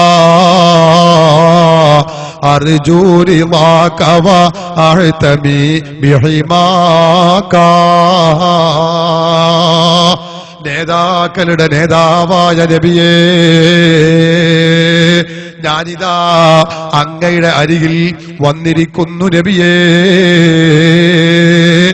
ഞാൻ അങ്ങയുടെ പൊരുത്തം കാക്ഷിക്കുന്നു നബിയേ. എനിക്ക് അങ്ങയുടെ സംരക്ഷണം ഉണ്ടായിരിക്കണേ നബിയേ. വഫാത്തായി 100 വർഷം പിന്നിട്ട ശേഷം ആരംഭ റസൂലിനെ വിളിച്ചുകൊണ്ട് ഇമാമുൽ അഅ്ലം അബൂ ഹനീഫ തങ്ങള് റസൂലുള്ളാഹിനെ വിളിച്ച് സഹായം ചോദിക്കുന്നു. മുജാഹിദുകൾ പറയുന്നത് എന്താ? റസൂലുള്ളാഹിനെ വിളിച്ച് പ്രാർത്ഥിക്കാനാ മുജാഹിദ് പറയാ. ഇങ്ങനെ സഹായം ചോദിക്കുന്നതിനെ കുറിച്ച് പ്രാർത്ഥിക്കുക. ഇങ്ങനെ വിളിക്കുന്നവൻ മുശ്രിക്കാണ്, കാഫിറാണ്. ഇവരെക്കാളും വലിയ മുശ്രിക്കുണ്ടോ, ശിർക്കുണ്ടോ? ഇത് കൊടിയ ശിർക്കല്ലേ? ഞാൻ പറയല്ല, മുജാഹിദ് നേതാവ് സക്കരിയ സലാഹി പറയുന്നത് ഞാൻ കേൾപ്പിച്ചു തരാം. ഇതിലും വലിയ ശിർക്കുണ്ടോ? റസൂലുള്ളാഹിനെ വിളിച്ച് ആയിരക്കണക്കിന് ആളുകൾ ഒരുമിച്ച് കൂട്ടിയിട്ട് റസൂലുള്ളാഹിനെ വിളിച്ച് ഇങ്ങനെ പ്രാർത്ഥിക്കുക, സഹായം ചോദിക്കുക. ഇതിലും വലിയ ശിർക്കുണ്ടോ? കേട്ടോളൂ സക്കരിയ സലാഹി പറയുന്നത്. റസൂലുള്ളാഹിനെ വിളിച്ച് പരസ്യമായി പ്രാർത്ഥിച്ച് ആയിരക്കണക്കിന് ആളുകളെ കൊണ്ടാമയും പറയിക്കുന്ന കടുത്ത ശിർക്ക്, തടിച്ച ശിർക്ക്, തൊട്ട് കാണിക്കാവുന്ന ശിർക്ക്. നിങ്ങളാണോ ഞങ്ങളെ നവീകരണം പറഞ്ഞ് ആക്ഷേപിക്കുന്നത്? ഖുബൂരികളെ, ഇതിലും വലിയ ശിർക്കുണ്ടോ ലോകത്ത്? ലോകത്ത് ഇതിലും വലിയ ശിർക്കുണ്ടോ എന്നാ ചോദിക്കുന്നത്. എന്താ ശിർക്ക്? റസൂലുള്ളാഹിനെ വിളിച്ച് സഹായം ചോദിക്കുന്നു. നമ്മൾ മങ്കൂസ് മൗലിദ് നിങ്ങൾക്കറിയില്ലേ? ആ റസൂലുള്ളാഹിനെ വിളിക്കുന്ന ഒരു വരിയുണ്ട്, യാ സയ്യിദ സാദാതി ജിതുക ഖാസിദാ അർജൂ ഹിമാക ഫലാ തുഖയ്യിബ് മഖ്സദി ഖദ് ഹല്ല ബി മാ ഖദ് അലിംത മിനൽ അദാ വൽളുൽമി വൽളുഫി ശദീദി ഫഅസ്ഇദി. റസൂലുള്ളാഹിനെ വിളിച്ച് സഹായം ചോദിക്കുന്ന വരിയുണ്ട്.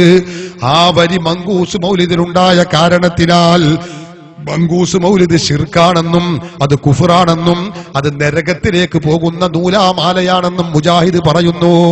നോക്കൂ നിങ്ങൾ, മുജാഹിദിന്റെ ഒരു മൗലവി ഈ വരി എടുത്തുകൊണ്ട് തന്നെ ശിർക്കാക്കി പ്രഖ്യാപിക്കുന്നത്.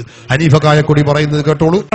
എന്തിനേറെ സർവലോക രക്ഷിതാവിന്റെ സന്ദേശം ഈ സമൂഹത്തിന് പഠിപ്പിക്കുവാൻ വേണ്ടി അല്ലാഹു സുബ്ഹാനഹു വ തആല നിയോഗിച്ച മുഹമ്മദ് മുസ്തഫ സല്ലല്ലാഹു അലൈഹി വസല്ലം ലാ ഇലാഹ ഇല്ലല്ലാഹ് എന്ന ആദർശം പഠിപ്പിക്കുവാൻ വേണ്ടി, ഈ ഒരു സന്ദേശം ആളുകളിൽ എത്തിക്കുവാൻ വേണ്ടി കഠിനാധ്വാനം നടത്തിയ, പ്രയാസങ്ങളിലൂടെയും പീഡനങ്ങളിലൂടെയും കടന്നുപോയ നബി സല്ലല്ലാഹു അലൈഹി വസല്ലം, ആ നബി സല്ലല്ലാഹു അലൈഹി വസല്ലമയോട് പോലും പ്രാർത്ഥിച്ചുകൊണ്ടിരിക്കുന്ന ആളുകൾ, യാ സയ്യിദ സാദാതി ജിതുക ഖാസിദാ അർജൂ ഹിമാക ഫലാ തുഖയ്യിബ് മഖ്സദി. കണ്ടോ, ഈ വരി പറഞ്ഞുകൊണ്ട് അത് ശിർക്കാകുന്നു എന്ന, അത് ചെയ്യുന്നവൻ അത് ചൊല്ലുന്നവൻ മുശ്രിക്കാകുന്നു. നിങ്ങൾ ഓർക്കണം, മുജാഹിദുകൾ പറയുകയാണ്. എങ്കിൽ ഞാൻ പറഞ്ഞല്ലോ, ഇതിലേറെ പത്തരപ്പണത്തൂക്കം മുൻപന്തിൽ നിന്നുകൊണ്ട് മഹാനായ ഇമാമുൽ അഅ്ളം അബൂ ഹനീഫ തങ്ങള് അവർ ചൊല്ലുന്നത് എന്താണ്? യാ സയ്യിദ സാദാതി ജിതുക ഖാസിദാ അർജൂ റിളാക വ അഹ്തമി ബിഹിമാക. നബിയേ, അങ്ങയുടെ പൊരുത്തം എനിക്കുണ്ടാവണേ നബിയേ, അങ്ങയുടെ സംരക്ഷണ വലയം എനിക്കുണ്ടാവണേ നബിയേ.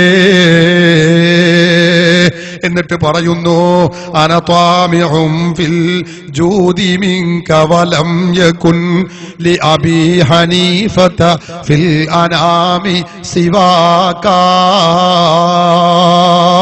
തങ്ങളുടെ ഔദാര്യം ഞാൻ കാക്ഷിക്കുന്നു നബിയേ, സൃഷ്ടികളിൽ നിന്ന് എനിക്ക് തുണയായി സഹായിയായി തങ്ങളല്ലാതെ മറ്റൊരാളുമില്ല നബിയേ. അബൂ ഹനീഫ ഇമാമ് റസൂലുള്ളാഹിനെ വിളിച്ച് സഹായം ചോദിക്കുന്നു. മുജാഹിദുകളുടെ ഭാഷയിൽ കൊടിയ ശിർക്കാണ്, ലോകത്തെ ഏറ്റവും വലിയ ശിർക്കാണ്. ഇതിലും വലിയ ശിർക്കുണ്ടോ എന്നാണ് മുജാഹിദ് ചോദിക്കുന്നതെങ്കിൽ, ഇത് ചൊല്ലിയ ഇമാമുൽ അഅ്ളം അബൂ ഹനീഫ മുശ്രിക്കായോ? അവർ ഖുർആൻ അറിയാത്തവരാണോ? മുജാഹിദുകൾ ദുർവ്യാഖ്യാനിക്കുന്ന ആയത്തുകൾ കാണാത്തവരാണോ ഇമാം അബൂ ഹനീഫ? ലക്ഷക്കണക്കായ ഹദീസ് പാണ്ഡിത്യമുള്ളവർ, ലോകത്ത് മുഴുവനും തൗഹീദിന്റെ പ്രഭ ചൊരുത്തിയിട്ടുള്ള ആളുകൾ, പ്രഭ ലോകത്ത് അറിയിച്ചു കൊടുത്തിട്ടുള്ള മഹാപണ്ഡിതൻ, തൗഹീദ് ജനങ്ങൾക്ക് പഠിപ്പിച്ച പണ്ഡിതൻ. നമുക്കറിയില്ലേ, ശിർക്കിൽ നിന്ന് സമുദായത്തെ രക്ഷിച്ച ഇമാമുൽ അഅ്ളം അബൂ ഹനീഫ മുശ്രിക്കായോ കാഫിറായോ? സഹോദരങ്ങളെ, എത്ര പണ്ഡിതന്മാർ, ഒന്നല്ല രണ്ടല്ല 100 പറയാൻ കഴിയും. എല്ലാവരും ആരംഭ റസൂലിനെ വിളിച്ച് സഹായം ചോദിച്ചവരാണ്, ചോദിക്കണമെന്ന് നിർദ്ദേശിച്ചവരാണ്, അതിനുവേണ്ടി കൽപ്പിച്ചവരാണ്. ഇൻഷാ അല്ലാഹ് അതിവിടെ ചോദ്യങ്ങൾ ഉണ്ടാകുമ്പോ ഞാൻ മറുപടികൾ പറയും എന്ന് ഓർമ്മപ്പെടുത്തി ആ ഭാഗം ഞാൻ അവസാനിപ്പിക്കുകയാണ്. അതുകൊണ്ട് മുജാഹിദ് പ്രസ്ഥാനം ചെയ്തുകൊണ്ടിരിക്കുന്നത് ഗുരുതരമായ കടുത്ത തകരാറ്, അവർ മുസ്ലിങ്ങളെ മുശ്രിക്കും കാഫിറുമാക്കുന്നു എന്നതാണ്. ഒരൊറ്റ കാര്യം കൂടി പറഞ്ഞ് ഞാൻ അവസാനിപ്പിക്കുന്നു. വലിയ ഗുരുതരമായ മറ്റൊരു തകരാറ് അള്ളാഹുവിലുള്ള വിശ്വാസത്തിൽ. നമുക്കറിയാമല്ലോ, അള്ളാഹുവിനെ മുസ്ലിങ്ങൾ വിശ്വസിക്കേണ്ടത് എങ്ങനെയാണ്? അള്ളാഹു ഖുർആനിൽ പഠിപ്പിച്ചിട്ടുണ്ട്, ഖുൽ ഹുവല്ലാഹു അഹദ് അല്ലാഹു സ്വമദ് ലം യലിദ് വലം യൂലദ് വലം യകുൽ ലഹു കുഫുവൻ അഹദ്. അള്ളാഹു നിരാശ്രയനാണ്, ഏകനാണ്, അവൻ ഖദീമാണ്, അവന് സമാനമായി ആരുമില്ല, ഒന്നുമില്ല. അള്ളാഹുവിനെ പോലെയുള്ള ഒരു വസ്തുവില്ല. അള്ളാഹുവിനക്ക് സൃഷ്ടികളെ പോലെ കണ്ണുണ്ട്, കൈയുണ്ട്, കാലുണ്ട് പറയാൻ പറ്റില്ലെന്ന് ലോക മുസ്ലിങ്ങൾ പഠിപ്പിക്കുന്നു. നമുക്കറിയാമല്ലോ, അത് നാം വിശ്വസിക്കുകയും ചെയ്യുന്നു. എന്നാൽ നിങ്ങൾക്കറിയാമോ, മുജാഹിദുകൾ അള്ളാഹുവിനെ കുറിച്ച് പഠിപ്പിക്കുന്നത് എന്താണ്? ഞാൻ വിശദീകരിക്കുന്നില്ല. മുജാഹിദിന്റെ വക്കം മൗലവി എഴുതിയ പുസ്തകം എന്റെ കയ്യിലുണ്ട്. ഇസ്ലാം മത സിദ്ധാന്ത സംഗ്രഹം എന്ന് പറയുന്ന ഈ പുസ്തകം, ഇത് വക്കം മൗലവിയുടെ സ്വന്തം പുസ്തകമാണ്. ഈ പുസ്തകത്തിന്റെ 45-46 പേജുകളിൽ പറയുന്നത് അള്ളാഹു ഒരു സ്ഥലത്ത് ഇരിക്കുകയാകുന്നു, നിൽക്കുകയാകുന്നു എന്ന് പറയാൻ പറ്റില്ല. മുസ്ലിങ്ങൾ വിശ്വസിക്കുന്ന അതേ വിശ്വാസം. കേരളത്തിലെ മുജാഹിദുകൾ 1952 പഠിപ്പിച്ച വിശ്വാസം എന്താ? മുജാഹിദിന്റെ അൽമനാറാണ് എന്റെ കയ്യിൽ. ഫതാവ അൽമനാറിൽ അവർ രേഖപ്പെടുത്തി വെക്കുന്നു, അള്ളാഹുവിന് ഭാഗമുണ്ട്, ജഡമുണ്ട്, സ്ഥലമുണ്ട് എന്നൊക്കെ വിശ്വസിക്കുന്നവർ കാഫിറായ മുബ്തദിയാകുന്നു. മുബ്തദി കാഫിറാകുന്നു, അവൻ കാഫിറാകുന്നു എന്നാണ് മുജാഹിദുകൾ പഠിപ്പിച്ചുകൊണ്ടിരുന്നത് പഴയ കാലത്ത്. എന്നാ ഇപ്പൊ മുജാഹിദുകൾ 2001 ജൂൺ 4 പുളിക്കൽ മദീനത്തുൽ ഉലൂമിൽ എന്ന് പറയുന്ന അവരുടെ അഫ്ളലുൽ ഉലമ കോളേജ് ഉണ്ട്. ആ കോളേജിൽ യോഗം ചേർന്ന് മുജാഹിദ് മൗലവിമാര് യോഗം കൂടി തീരുമാനിച്ചു. ഞാൻ പറയല്ല, അവര് തന്നെ പറയുന്നു. എന്താ തീരുമാനിച്ചത്? ഇനി മുതൽ അള്ളാഹുവിന്റെ വിശ്വാസമായി അവന് കൈയുണ്ട്, കാലുണ്ട്, ചന്തിയുണ്ട്, പള്ളയുണ്ട്, വയറുണ്ട് എന്നിത്യാദി വിശ്വാസം വെച്ച് പുലർത്തിയെങ്കിലേ അവൻ മുസ്ലിമാകൂ. ഞാൻ പറയല്ല, മുജാഹിദിന്റെ പുസ്തകങ്ങളെ കൊണ്ടാണ് ഞാൻ തെളിയിക്കുന്നത്. സംശയമുള്ള ആർക്ക് വേണമെങ്കിലും കടന്നു വരാം. നിങ്ങൾ നോക്കൂ, മുജാഹിദ് പ്രസ്ഥാനത്തിന്റെ ഈ പുസ്തകത്തിൽ തന്നെ പറയുന്നു, ഇതിന്റെ 39ാമത്തെ പേജിൽ പറയുന്നു, അള്ളാഹുവിനെ നിരാകാരനായി ചിത്രീകരിച്ചത് ശരിയല്ല. നിരാകാരം എന്ന് പറഞ്ഞാൽ ആകൃതി ഇല്ലാത്തവൻ, അത് ശരിയല്ല. അള്ളാഹ്ക്ക് ആകൃതിയുണ്ട്. എന്തൊക്കെ ആകൃതി? അള്ളാഹുവിന് കൈയുണ്ട്, കാലുണ്ട്, അള്ളാഹുവിന് കണങ്കാലുമുണ്ട്. കാലിന്റെ പുറമെ പിന്നെ കണങ്കാലുണ്ട്. ഇത്രേ അത് എവിടെ കാണുന്നാവോ? 6 പേരിൽ ഇതൊക്കെ പറഞ്ഞ മാതിരി അള്ളാഹു ആലം. ഇങ്ങനെ അള്ളാഹുവിനുണ്ട് എന്ന് മുജാഹിദ് പറയുന്നു. ഞാൻ വിശദീകരണം ഒഴിവാക്കുകയാണ്. നിങ്ങൾക്കറിയാമോ, മറ്റൊരു മുജാഹിദിന്റെ ഒരു നേതാവ് എഴുതിയ ഈ പുസ്തകത്തിന്റെ 124ാമത്തെ പേജിൽ പറയുന്നതോ അള്ളാഹുവിന്റെ കൈകളെ കുറിച്ച പരാമർശം. അള്ളാഹുവിന് 2 കൈകളുണ്ട്, ആകാശങ്ങൾ വലതു കൈയിലും ഭൂമി ഇടതു കൈയിലുമാകുന്നു. മുജാഹിദ് മാത്രമല്ല, ജമാഅത്തെ ഇസ്ലാമിയും ഇതേ വിശ്വാസം. അവരുടെ ബോധനം ത്രൈമാസിക വാള്യം 2 ലക്കം 1 അവരും രേഖപ്പെടുത്തി വെക്കുന്നു. അപ്പൊ എന്താ പറയുന്നത്? അള്ളാഹു സുബ്ഹാനഹു വ തആലക്ക് 2 കൈകളുണ്ട്. 2 കൈയും, ഒന്ന് വലത് കൈയാണ്, ഒന്ന് ഇടത് കൈയാണ്. 7 ആകാശങ്ങൾ വലത് കൈയിൽ, 7 ഭൂമി ഇടത് കൈയിലുമാകുന്നു. മുജാഹിദിന്റെ പഴയ സിദ്ധാന്തം. അത് കുറച്ച് പഴക്കമുള്ള പുസ്തകം. 2004 സക്കരിയ സലാഹി എന്ന മുജാഹിദ് നേതാവ് പുറത്തിറക്കിയ പുസ്തകം അഹ്ലുസ് സുന്നത്തി വൽ ജമാഅത്തിന്റെ വിശ്വാസം, ജമാഅയുടെ വിശ്വാസം എന്ന ഈ പുസ്തകത്തിൽ പറയുന്നത് എന്താണ്? അള്ളാഹുവിന് കൈയുണ്ട് എന്നതൊക്കെ ശരി തന്നെ, 2 കൈയുണ്ട്. അള്ളാഹുവിന്റെ കൈകൾ, അവൻ ശക്തവും ഔദാര്യപൂർണവുമായ 2 കൈകൾ ഉണ്ട് എന്നത്രേ നമ്മുടെ വിശ്വാസം. 2 കൈകളുണ്ട്. എന്നിട്ട് സക്കരിയ സലാഹി എഴുതുന്നു, അള്ളാഹുവിന്റെ 2 കൈകളും വലം കൈയാണ്, അഥവാ അള്ളാഹുവിന് ഇടതു കൈ ഇല്ലേ ഇല്ല. എങ്ങനെയുണ്ട്? അപ്പൊ അതുവരെ ഉണ്ടായിരുന്നു അള്ളാഹ്ക്ക് 2 കൈ ഉണ്ട് എന്ന് മുജാഹിദ് പറഞ്ഞിരുന്ന ആ ഇടത്തെ കൈ മുജാഹിദ് എന്തു ചെയ്തു? വലത്തേക്ക് മാറ്റി ഫിറ്റ് ചെയ്തു. അങ്ങനെ പറഞ്ഞു, അള്ളാഹിന്റെ ഇടത്തെ കൈയില്ല, വലത് കൈ, 2 കൈയും വലതു ഭാഗത്താകുന്നു. നോക്കണം നിങ്ങൾ, മുസ്ലിങ്ങളെ വിശ്വാസം എന്താ? അള്ളാഹുവിന് ഇടത് വലത് കൈ ഉണ്ട് എന്ന് പറയാൻ തന്നെ പറ്റില്ല. മുജാഹിദ് പറയുന്നു, കുറെ കാലം പറഞ്ഞു 2 കൈയുണ്ട്, വലത് കൈ ഇടത് കൈ. പിന്നെ കുറച്ച് കഴിഞ്ഞിട്ട് പറഞ്ഞു ഇടത് ഭാഗത്തെ കൈ വലത് ഭാഗത്ത് എത്തിയിരിക്കുന്നു എന്ന സന്തോഷ വാർത്ത എല്ലാവരെയും അറിയിച്ചു കൊള്ളുന്നു. അങ്ങനെ ഞങ്ങൾ ഇതെല്ലായിടത്തും പറയാൻ തുടങ്ങിയപ്പോ നിങ്ങൾക്കറിയണോ, മുജാഹിദിന്റെ മുഖപത്രമാണ് അൽമനാർ. 2009 ജനുവരി മാസത്തിൽ ഇറങ്ങിയ അൽമനാർ. ഈ കഴിഞ്ഞ ജനുവരി മാസത്തിൽ ഇറങ്ങിയ അൽമനാർ വായിച്ചപ്പോഴല്ലേ അത്ഭുതം തോന്നിയത്. അപ്പൊ അള്ളാഹ്ക്ക് വീണ്ടും ഇടത്തെ കൈ വീണ്ടും വരികയാണ്. നോക്ക് നിങ്ങൾ, ഇടത്തെ കൈ കൊണ്ട് അള്ളാഹു ആകാശത്തെ ഭൂമിയെ ചുരുട്ടി പിടിക്കുന്ന പിന്നെ അപ്പൊ അള്ളാഹ്ക്ക് ഇടത്തെ കൈ വീണ്ടും വന്നു. 2004 പുറത്തിറങ്ങിയ ആ പുസ്തകത്തിൽ അള്ളാഹിന്റെ ഇടത് കൈ വെട്ടുമാറ്റി. 2009 ജനുവരി ആയപ്പോ അള്ളാഹ്ക്ക് വീണ്ടും ഇടത്തെ കൈ സ്ഥാപിക്കുകയാണ്. അങ്ങനെ മുജാഹിദിന്റെ പുസ്തകങ്ങൾ ഇങ്ങനെ വായിച്ചപ്പോ കഴിഞ്ഞ ഏപ്രിൽ മാസത്തിൽ ഇറങ്ങിയ മുജാഹിദിന്റെ ഇസ്ലാമി മാസികയാണിത്. ഇത് വായിച്ചപ്പോ കണ്ടുപോ അള്ളാഹ്ക്ക് ഊരയുമുണ്ട് എന്നാ പറയുന്നത്. ഊരയുമുണ്ട്. മലയാളമാണ്, ആർക്കും വന്ന് നോക്കാം. അള്ളാഹുവിന് ഊരയുമുണ്ട്. ഇനി നമ്മൾ പറയാൻ മടിക്കുന്ന പലതുണ്ട്, അതുകൂടി അള്ളാഹ്ക്ക് ഉണ്ട് എന്ന് ഇവര് പറയാതിരിക്കുമാറാവട്ടെ എന്നാണ് ഇപ്പൊ എന്റെ പ്രാർത്ഥന. നിങ്ങൾക്കറിയോ, അള്ളാഹുവിനെ കുറിച്ചാണ് ഈ അമ്മാനമാടുന്നത്. മുജാഹിദുകൾ പറയുന്നത് മാത്രമല്ല, ഈ പുസ്തകത്തിൽ പറയുന്നു, രാത്രിയുടെ അർദ്ധരാത്രി പിന്നിട്ട് കഴിഞ്ഞാൽ, രാത്രിയുടെ 1/3 ഭാഗമായി കഴിഞ്ഞാൽ, അതായത് അർദ്ധരാത്രി 1/3 ഭാഗം അവശേഷിച്ചിരിക്കുന്ന സന്ദർഭത്തിൽ അർദ്ധരാത്രി കഴിഞ്ഞാൽ എന്നർത്ഥം. ആ സമയത്ത് എല്ലാ ദിവസവും അള്ളാഹു 1-ാം ആകാശത്തിലേക്ക് ഇറങ്ങി വരും. എല്ലാ ദിവസവും അള്ളാഹു ഒന്നാം ആകാശത്തേക്ക് ഇറങ്ങി വരും. അപ്പൊ ഞാൻ പല വേദികളിലും ചോദിച്ചു, അല്ല മൗലവിമാരെ, അള്ളാഹു താല എല്ലാ ദിവസവും അർദ്ധരാത്രി പിന്നിട്ട ഒന്നാം ആകാശത്തേക്ക് ഇറങ്ങി വരുന്ന നിങ്ങൾ പറയുന്നത്? ഈ ഒന്നാം ആകാശത്തേക്ക് ഇറങ്ങി വരികയാണ്. ലോകം അള്ളാഹു നമ്മളെ മാത്രം അള്ളാഹു അല്ലല്ലോ, എല്ലാരെയും അള്ളാഹു ആണ്. ആർക്ക് അർദ്ധരാത്രി ആകുമ്പോഴാണ്? കേരളക്കാർക്ക്, ഇന്ത്യക്കാർക്ക് അർദ്ധരാത്രി ആകുമ്പോഴോ അതല്ല യൂറോപ്യൻ രാജ്യങ്ങൾക്ക് അർദ്ധരാത്രി ആകുമ്പോഴാണ്? കാരണം ഭൂമി മുജാഹിദിന് അറിഞ്ഞില്ലെങ്കിൽ ഉരുണ്ടിട്ടാണ് ഭൂമി ഉള്ളത്. അപ്പൊ ഓരോ സ്ഥലത്തും അർദ്ധരാത്രി മാറിക്കൊണ്ടേയിരിക്കും. നമുക്കിപ്പോ രാത്രിയാണ്, യൂറോപ്യൻ രാജ്യങ്ങളിൽ ഇപ്പൊ പകലാണ്, അല്ലേ? അപ്പൊ അർദ്ധരാത്രി എന്നത് മാറി മാറി മാറിക്കൊണ്ടേയിരിക്കും. അപ്പൊ ഓരോ സെക്കൻഡിലും ഓരോ സ്ഥലത്തും അർദ്ധരാത്രിയാകും. അർദ്ധരാത്രിയായ പടച്ചോന് പണി പിന്നെ ഇറങ്ങന്നെ. ഈ പടച്ചോമിന്റെ എപ്പോഴാ കയറല്? കാരണം 24 മണിക്കൂറും അർദ്ധരാത്രിയാണല്ലോ. അർദ്ധരാത്രിയായ അള്ളാഹു ഇറങ്ങും, പിന്നെ എപ്പോഴാ അള്ളാഹു കയറൽ എന്ന് ചോദിച്ചു. ഒരു മറുപടി ഉണ്ടായിട്ടില്ല. പറയുന്നത് എന്താ? ഒന്നാം ആകാശത്തേക്കാണ് ഇറങ്ങി വരല്. ആയിക്കോട്ടെ, ഒന്നാം ആകാശം എവിടെയാണ്? മുജാഹിദിന്റെ ഈ പുസ്തകത്തിൽ പറയുന്നു, ഒന്നാം ആകാശം അള്ളാഹുവിന്റെ വലത് കയ്യിലാകുന്നു. 7 ആകാശവും വലത് കയ്യിലാണ്. ആ വലത് കയ്യിലുള്ള ഒന്നാം ആകാശത്തിലേക്കാണ് മുജാഹിദുകൾ ഇറങ്ങി വരുന്നത്. എങ്ങനെ ഈ പരിപാടി? എന്റെ കയ്യിലുള്ള ഒരു സാധനത്തേക്ക് ഞാൻ ഇറങ്ങി വരേ? എന്താ ഈ പറയുന്നത്?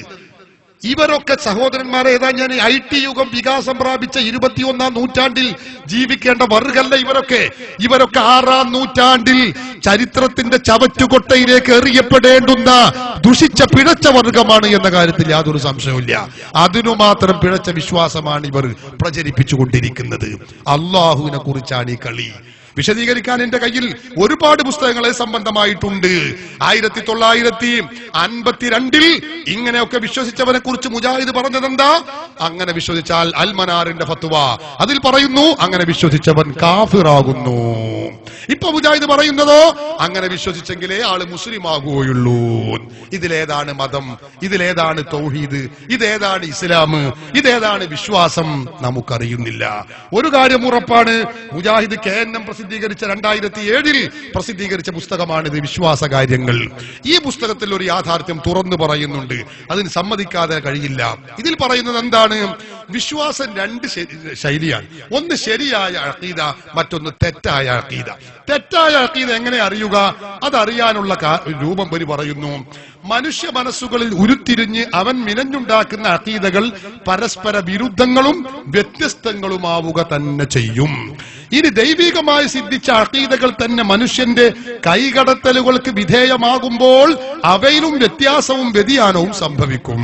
അപ്പൊ മനുഷ്യന്റെ കൈകടത്തലുകൾക്ക് നടത്തിയ വിശ്വാസകർമ്മമാണ് പിഴച്ച വിശ്വാസം എന്ന് പറയുന്നത്. ആ വിശ്വാസം പരസ്പരം വൈരുദ്ധ്യമായിരിക്കുന്ന അതിൽ പറയുന്നത്. അപ്പൊ മുജാഹിദിന്റെ വിശ്വാസം പിഴച്ചതാണെന്ന് ഇനി ആർക്കും ചിന്തിക്കേണ്ടതുണ്ടോ? കാരണം ഓലന്റെ ഒരിക്ക പറയുന്നു അല്ല അവിടെയാണ്, ഒരിക്ക പറയുന്നു 2 കൈയും ഇവിടെയാണ്, പിന്നെ പറയാം 1 കൈ അവിടെയാണ് 1 കൈ ഇവിടെയാണ്, പിന്നെ അത് മാറ്റി ഇങ്ങോട്ടെന്നെ ആക്കുക. ഒരിക്ക പറയാ അള്ളാഹ് ഊരുണ്ട്, പിന്നെ പറയാ ഊരല്ല, പിന്നെ ഒരിക്ക പറയാ അങ്ങനെ വിശ്വസിക്കാൻ പാടില്ല, അവൻ കാഫിറാണ്, പിന്നെ 2001 യോഗം കൂടി തീരുമാനിച്ചു പറയാം അല്ല അങ്ങനെ വിശ്വസിക്കണം. ഇതിനാ പിഴച്ച വിശ്വാസം, വൈരുദ്ധ്യമായ വിശ്വാസം. ഇങ്ങനെ വൈരുദ്ധ്യമായ വിശ്വാസം വെച്ച് പുലർത്തിയവൻ അവൻ പിഴച്ച വിശ്വാസക്കാരനാകുന്നു.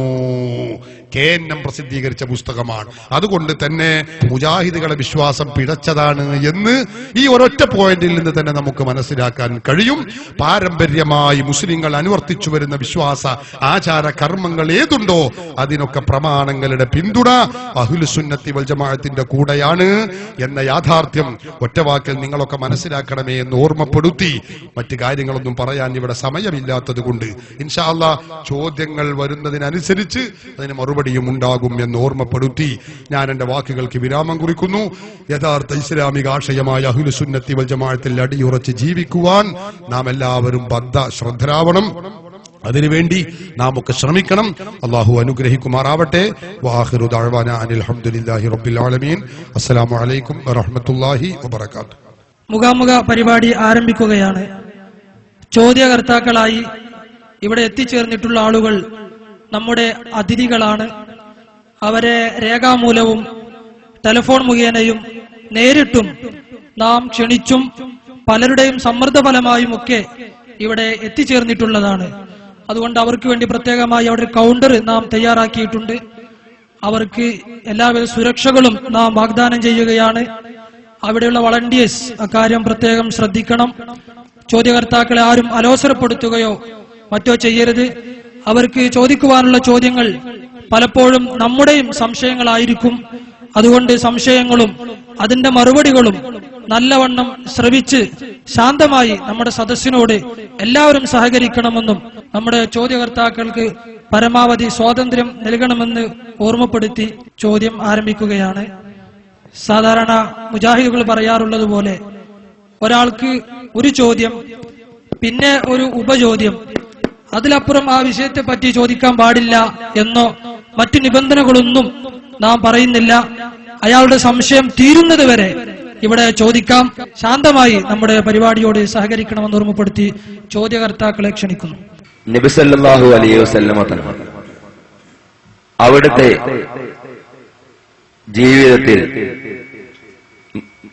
നബിദിനം ആഘോഷിക്കുകയോ, എന്റെ ചോദ്യം ശരിക്കും ശ്രദ്ധിക്കണം, മറ്റു വിശദീകരണം ഒന്നും എനിക്ക് ആവശ്യമില്ല, നബിദിനം ആഘോഷിക്കുകയോ അല്ലെങ്കിൽ ഞാൻ ജനിച്ച ദിവസം റബീഉൽ അവ്വൽ 12-ന് നിങ്ങൾ ഇന്ന് സുന്നികൾ ചെയ്യുന്ന പോലെ ആഘോഷിക്കണമേ എന്ന് പറയോ, അല്ലെങ്കിൽ ഏതെങ്കിലും സഹാബികൾ റബീഉൽ അവ്വൽ 12-ന് ഇന്ന് നബി സല്ലല്ലാഹു അലൈഹി വസല്ലമയുടെ ജന്മദിനമാണ് എന്ന് പറഞ്ഞൊരു മിഠായി എങ്കിലും കൊടുക്കോ ചെയ്തതായിട്ട് ഖുർആനിലോ അല്ലെങ്കിൽ സ്വഹീഹായ ഹദീസിലോ നിങ്ങൾക്ക് കാണിച്ചു തരാൻ സാധിക്കും?